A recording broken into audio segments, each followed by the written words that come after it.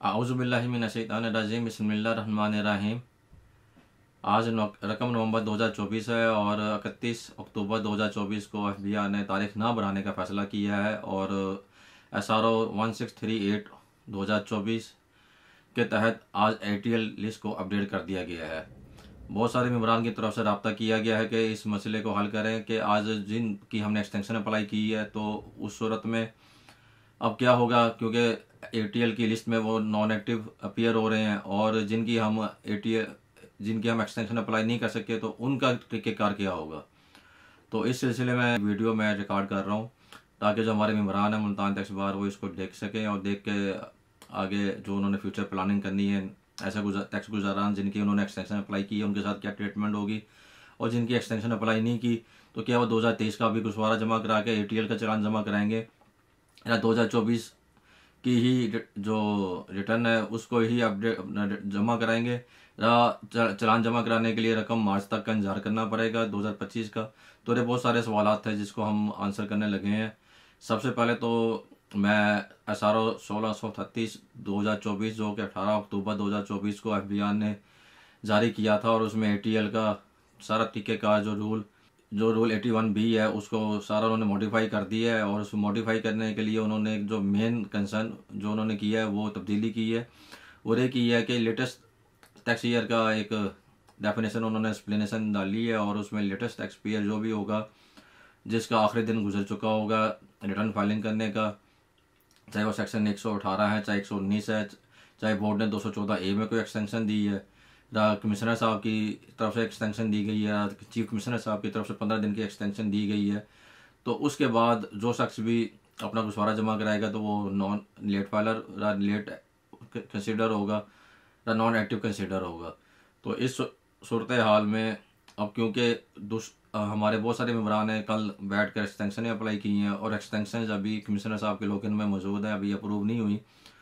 तो एक सवाल किया जा रहा है जी कि क्या हम अगर एक्सटेंशन अप्रूव होती है तो क्या 1000 रुपये का चालान जमा कराएंगे। ऐसी बात नहीं है, कानून में बड़ा क्लियर लिखा हुआ है कि आपने इनकम टैक्स की रिटर्न जो है वो ड्यू डेट जो स्पेसिफाई की गई है 118 में और जो कि 30 सितंबर है या 119, जैसे कि कमिश्नर साहब अगर कोई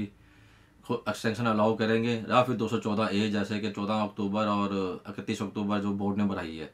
तो इन तारीखों के अंदर अगर वो कुछ शख्स जमा करवा देगा तो वो ATL लिस्ट में शामिल होगा। और अब सूरत हाल यह है कि क्योंकि बोर्ड ने 214A की जो तारीख बढ़ाई थी 31 अक्टूबर वो गुजर गई है, हमारी एप्लीकेशन कमिश्नर के लॉगिन में पेंडिंग पड़ी है और जो पेंडेंसी के दौरान क्योंकि वो शख्स जब तक वो अलाउ नहीं होती या अप्रूव नहीं होती तो ऐसा tax payer non active consider होगा। और आज हम कोशिश कर रहे हैं कि आज जितनी भी हमारे मुल्तान में RTO के अंदर या LTO के अंदर जितनी भी एक्सटेंशन अप्लाई हुई हैं इन सब को हम अलाउ करवा लें। जैसे ही एक्सटेंशन अलाउ होंगी तो वो शख्स ऑटोमेटिकली एक्टिव टैक्स पे लिस्ट में आ जाएगा।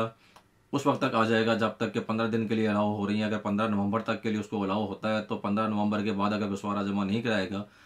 तो फिर वो शख्स नॉन एक्टिव दोबारा हो जाएगा। और अगर 15 नवंबर को दोबारा वो एक्सटेंशन अप्लाई करता है तो उस सूरत में चीफ कमिश्नर अगर उसको अलाउ कर देंगे तो ठीक है, अगर अलाउ नहीं करते तो उस सूरत में अगर रिजेक्ट हो जाती है उसकी फर्दर एक्सटेंशन तो वो शख्स नॉन एक्टिव होगा। फिर वो 2024 का ATL का चालान जमा कराएगा और अपने आप को एक्टिव कर लेगा। ये जो सारा तरीक़ेकार कानून के अंदर जो तब्दीली हुई है 1638 SRO 2024 इसके ऊपर मुल्तान टैक्स बार ने बड़ा तफसीली लेट फाइलर की पेचीदगियाँ और टैक्स गुजारान के लिए रहनुमाई एक मरासला भी जारी किया था जिसको मैं थोड़ा सा तफसील से ऐसे इसको एलोबरेट करने के लिए प्रोसीजर किया है, लेट फाइलर होता है कैसे है, एक्टिव टैक्स पेयर कैसे होता है, कैसे वर्क करता है, मैं इसको ज़रा पढ़ देता हूँ। लेट फाइलर की जो प्रोविजन है इसको फाइनेंस एक्ट 2024 के तहत 10 शेड्यूल का हिस्सा बनाया गया है। इस प्रोविजन के तहत सेक्शन 237C और सेक्शन 237K के विद होल्डिंग सरा को मुकर्रर वक्त में टैक्स गुसवारा जमा ना कराने पर फाइलर की निस्बत दोगुना कर दिया गया, जबकि नॉन फाइलर के लिए इस सरा को 3 गुना तक कर दिया गया। ATL की लिस्ट की प्रोविजन साल 2011 में इनकम टैक्स कानून में डाली गई थी जिसको हर 15 दिन बाद अपडेट किया जाता था। साल 2015 में ATL को 15 दिन से कम करके 7 दिन की बुनियाद पर FBI की वेबसाइट पर अपलोड किया जाने लगा। साल 2018 में सेक्शन 182A के तहत इजाफी सरचार्ज जमा कराने की सूरत में ऑनलाइन वेरिफिकेशन में रोजाना की बुनियाद पर ऐड किया जाने लगा और लिस्ट को 7 दिन में बाद ही FBR की वेबसाइट पर अपलोड किया जाता रहा। इसको मैं जरा एक्सप्लेन करूंगा कि 7 दिन बाद जो FBR की जो साइट पर जो अपलोड किया जाता था, इसका बेसिकली बैंक हो गए और वापडा हो गया और SNGPL हो गया, सुई गैस का महकमा, तो वो 7 दिन की बाद जो लिस्ट आती थी उस पर अपडेट करता था, जिसका ये नुकसान होता था कि जी के एक साथ जो कि रोजाना के बुनियाद पर ATL में तो आ गया है, लेकिन वापडा जब बिजली का बिल जारी करता था रहा, SNGPL जब सुई गैस का बिल जारी करता था रहा, बैंक का जो कि 231A की कटौती करता था, तो वो इस वीकली लिस्ट को बेस बना के करता था। लेकिन अब इस नए कानून के तहत उसको भी उन्होंने 7 दिन के बजाय 1 दिन पे ले आए हैं। अब ऐसा प्रॉब्लम नहीं होगा जी कि वापडा अगर आज एक शख्स एक्टिव हो गया और आज उसकी बिलिंग डेट है, तो वो आज की तारीख में ही उसको एक्टिव टैक्स पेयर का स्टेटस मिलेगा और उस पर जो विद होल्डिंग का रेट होगा वो एक्टिव वाला होगा। जब ये कानून आया था उस वक्त इनकम टैक्स रिटर्न की आखिरी तारीखों में तोसी के मद्देनजर इस लिस्ट का दौरानिया रकम मार्च से अगले साल के फरवरी के अख्ताम तक रखा गया था। यानी अगर कोई शख्स साल 2019 का अपना घुसवारा मुकर्रर वक्त में जमा करा देगा तो भी इसको ATL में आने के लिए साल 2020 में रकम मार्च का इंतजार करना पड़ता, या फिर साल 2018 का घुसवारा लेट जमा करवाकर और इजाफी सरचार्ज का चालान भरने के फौरी बाद ATL में आ सकता था। इसकी मैं मिसाल दूंगा कि अगर किसी शख्स ने 2023 का घुसवारा भी लेट जमा कराया था और 2024 का भी घुसवारा लेट जमा कराया था, उस सूरत में उसको ATL में आने के लिए 2023 का पहले रकम मार्च तक के लिए 1223 का भरना पड़ता था और रकम मार्च के बाद 2024 का उसको सरचार्ज भरना पड़ता था। लेकिन अब ऐसा नहीं होगा। जिस साल का वो घुसवारा जमा कराएगा, जिसका वो लेटेस्ट टैक्स ईयर में वो साल मौजूद है, जिसकी आखिरी तारीख गुजर गई है, उसी का 1000 का सरचार्ज जमा कराएगा और अपने आप को एक्टिव कर लेगा। लेट फाइलर की प्रोविजन को इनकम टैक्स ऑर्डिनेंस 2001 के 10वें शेड्यूल के मुताबिक रेट्रोस्पेक्टिव इफेक्ट देते हुए रकम जुलाई 2024 से नाफिज अमल कर दिया गया। ये जो लेट फाइलर की इस्तेलाह आई थी, रकम जुलाई से उसको नाफिज अमल कर दिया गया और लेट फाइलर जो जितने भी हमारे 2024 के जिन्होंने रिटर्न लेट जमा कराई थी और 1000 रुपया सरचार्ज दे के एक्टिव हुए थे, वो सब लेट फाइलर की कैटेगरी में आ गए थे। और इन लोगों पर फिर FBR ने जब प्रॉपर्टी खरीदने लगे या बेचने लगे तो डबल रेट कर दिया और इस डबल रेट पर उनको जो सब रजिस्ट्रार साहब हैं प्रॉपर्टी के, वो उस वक्त उन पर टैक्स चार्ज करने लगे। इसी दौरान महकमा FBR और प्राल की करप्शन खुल के सामने आई और 10 से 15 हज़ार रुपये के अवज लेट फाइलर टैक्स गुजारान को आज़ाद जम्मू कश्मीर गिलगित बल्तिस्तान से रजिस्ट्रेशन कराकर FBR की डाटाबेस में बैक एंड पर जाकर तब्दीली कर इन टाइम फाइलर किया जाता रहा। ये करप्शन को सरसा जारी रही और फिर टैक्स बाज के एहतजाज पर FBR ने एक्शन लेते हुए फौरन सिस्टम को रकम जुलाई 2 की स्टेट पर बहाल कर दिया और जितने भी जो इस करप्शन के बायस लेट फाइलर से जो इन टाइम फाइलर हुए थे वो दोबारा लेट फाइलर की लिस्ट में वापस आ गए। लेट फाइलर की जो लेट फाइलर का कानून आया था, इसके खिलाफ पहले डेट लाहौर हाई कोर्ट में की गई और डेट नंबर 48,545 2024 में लाहौर हाई कोर्ट ने इसको रिप्रेजेंटेशन बना के मुतल्लिका कमिश्नर को भेज दिया। कमिश्नर साहब ने टैक्स गुजार को 10 शेड्यूल के एक प्रोविजो है कि अगर 3 साल अगर एक शख्स अपनी रिटर्न विदिन टाइम जमा कराता है तो चौथे साल में अगर उसकी रिटर्न लेट भी हो जाएगी और सरचार्ज जमा भी कराएगा तो वो लेट फाइलर कंसिडर नहीं होगा। उस प्रोविजन को अप्लाई करते हुए उसको लेट फाइलर की कैटेगरी से निकाल कर इन टाइम फाइलर कर दिया। लेकिन ये जो इसका रेट्रोस्पेक्टिव इफेक्ट जो कि 1 जुलाई को आ गया था इस कानून का, वो उन्होंने उसको जस्टिफाई करार दिया। और इसके बाद एक दूसरी डेट हुई और इस दूसरी डेट में defence housing society versus FBR, इसमें लेट फाइलर की कैटेगरी को लाहौर हाई कोर्ट ने रेट्रोस्पेक्टिव अप्लाई करने से रोक दिया। मींस के एक शख्स जिसने के घुसवारा अपना 2023 का लेट जमा कराया था, अप्रैल में जमा कराया और पता लगा कि जुलाई में कानून तब्दील हो गया है और जुलाई में एक लेट फाइलर की नई इस्तिलाह आई है सामने, तो उस नई इस्तिलाह को लाहौर हाई कोर्ट ने नई ATL की लिस्ट के आने तक के लिए रोक दिया। फिर टैक्सबाज के इसरार और दबाव पर FBR ने रूल 81B में तब्दीली का फैसला किया और SRO 1448 2024 डेटेड 18/9/2024 के तहत ड्राफ्ट अमेंडमेंट जारी की, जो कि अब मौजूदा जो 1633 जो अभी हमने डिस्कस किया है SRO के तहत हतमी कानून जारी कर दिया। मज़कूरा एसआरओ के तहत 81B रूल में लेटेस्ट टैक्स ईयर का कंसेप्ट लाया गया, जिसके तहत किसी भी टैक्स ईयर में गुसवारा जमा करवाने की आखिरी तारीख के अगले दिन, मसलन के जैसे कल हमारी आखिरी तारीख थी 31 अक्टूबर, तो अगले दिन रकम नवंबर को एक्टिव टैक्स पे लिस्ट को अपडेट करने का पाबंद किया गया है। यानी जो शख्स टैक्स ईयर 2024 का गुसवारा मकरर म्याद सेक्शन 118 इजाफी म्याद सेक्शन 119 इनकम टैक्स ऑर्डिनेंस 2001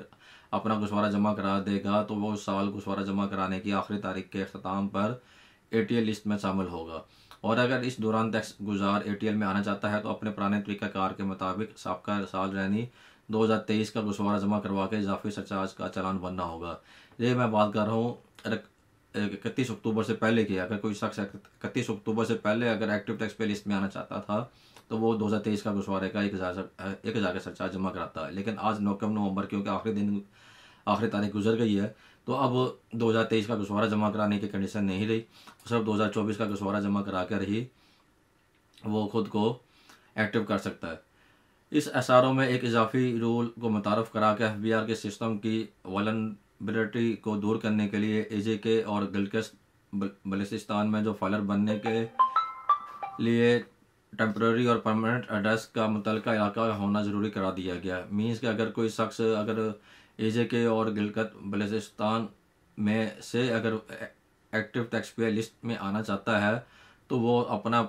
जो शनाख्ती कार्ड पर एड्रेस है वो टेम्पररी और परमानेंट दोनों का उसका उसी इलाके का होना ज़रूरी है। टैक्स साल 2024 की आखिरी तारीख को पहले 14 अक्टूबर 2024 तक इजाफा किया गया और बाद दूसरे सर्कुलर की बुनियाद पर 31 अक्टूबर 2024 कर दिया गया। लिहाजा टैक्स गुजारान अगले 12 महीने लेट फाइलर से बचने के लिए फौरी अपना गुसवारा 31 अक्टूबर से पहले जमा करवा दें। ये हमने एक हफ़्ता पहले क्योंकि जारी किया था मरासला राय, इसको टैक्स मैन के नाम से हमने अपना एक जरीदा हमारा है, तो मंथली इस जरीदे को हमने जारी करते हुए अपने टैक्स गुजारान को एडवाइस किया था कि 31 अक्टूबर से पहले अपने गुसवारे जमा करा दें। और फिर अहम बात रही कि अगर इनकम टैक्स कानून के तहत FBR के पास एक्टिव टैक्स पे लिस्ट जारी करने का अख्तियार है। अगर आप इनकम टैक्स के कवानीन को देखेंगे, सेक्शन 181 को देखेंगे, रूल्स को देखेंगे, तो सिर्फ FBR के पास एक्टिव टैक्स पे लिस्ट जारी करने का अख्तियार है। और जो एक्टिव टैक्स पे लिस्ट में नहीं होगा वो ऑटोमेटिकली नॉन एक्टिव कंसिडर होगा। लेकिन जब हम ऑनलाइन चेक करते हैं अपना स्टेटस और वहाँ पर लिखा हुआ आता है नॉन लेट फाइलर, तो लेट फाइलर की जो लिस्ट है बेसिकली जारी करने का अख्तियार नहीं है। जैसे इनएक्टिव लिखा हुआ आता है तो इनएक्टिव का मतलब है कि जो शख्स एक्टिव टैक्स पे नहीं है तो वो इनएक्टिव है। तो एक्टिव टैक्स पे लिस्ट जारी करने का तो अख्तियार है FBR के पास, लेकिन लेट फाइलर लिस्ट जारी करने का ऐसा कोई कानून के अंदर प्रोविजन मौजूद नहीं है कि FBR किसी शख्स को लेट फाइलर की कैटेगरी में शामिल कर सकता है। और जो रकम जुलाई से लेकर इस हाई कोर्ट के फैसले की रोशनी तक, जो हाई कोर्ट का फैसला आया जिसमें उन्होंने रिट्रोस्पेक्टिव रकम जुलाई से मना कर दिया है जी कि आपने लेट फाइलर का टैक्स नहीं लेना जब तक कि नई ATL की लिस्ट अपडेट नहीं हो जाती, तो उस वक्त तक अगर किसी शख्स का टैक्स डबल रेट पर कटा है प्रॉपर्टी खरीदते हुए और प्रॉपर्टी बेचते हुए, तो मुल्तान टैक्स बार के जो एक इंटरप्रिटेशन की गई है हमारे सीनियर एक्सपर्ट्स ने, तो उनकी रोशनी में वो काबिल वापसी है। इसके लिए हम FTO साहब से भी रुजू कर रहे हैं कि ऑनरेबल जो हमारे फेडरल टैक्स ओम्बड्समैन है डॉक्टर आसिफ महमूद ज़ा साहब, उन्होंने पहले भी हमारे SRO 350 पे बड़ा मुल्तान टैक्स बार के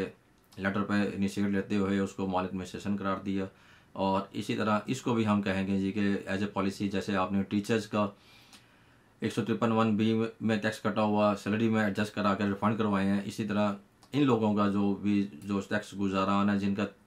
3 की जगह 6 कटा है,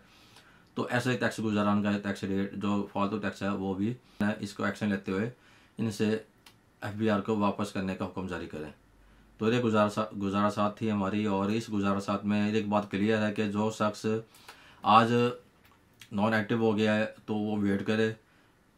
उसके लिए ATL में जाने के लिए 1,000 रुपये का चालान बनना ज़रूरी नहीं है। आज वो वेट करे। सबसे पहले तो इसमें ये भी ज़रूरी नहीं है कि वो रिटर्न जमा कराएगा तो उसका एक्टिव होगा। जैसे ही कमिश्नर साहब एक्सटेंशन को अलाउ कर देंगे तो वो एक्टिव टैक्स पे लिस्ट में आ जाएगा और उस 15 दिन के अंदर फिर वो शख्स अगर अपनी रिटर्न जमा करा देगा तो उसके लिए ना ले सरचार्ज जमा कराना है, उसने ना कोई और काम करना है, वो 16 तारीख को ऑटोमेटिकली इन एक्टिव टैक्स पे लिस्ट में रहेगा। लेकिन अगर आप 15 तारीख तक अपने अगर एक्सटेंशन आपको ग्रांट हो गई है और आप एक्सटेंडेड टाइम में अपनी रिटर्न जमा नहीं कराएंगे तो फिर 16 नवंबर को ऑटोमेटिकली इनएक्टिव हो जाएंगे। और इसके बाद दूसरी सूरत हाल ये है कि 2024 का चालान आज इंशाल्लाह FBR को हमने रब्ता किया है, वो वहाँ से 2024 का चालान बनने का ऑप्शन हमें अभी ई पोर्टल में मौजूद नहीं है। 2023 का ही चालान का ऑप्शन आ रहा है, तो 2024 का भी इंशाल्लाह आज उन्होंने कमिटमेंट की है कि हम इसको ऑप्शन को डाल देंगे। 2024 का चालान जिस शख्स ने अगर अपना ना एक्सटेंशन अप्लाई की है और ना ही उसने इसको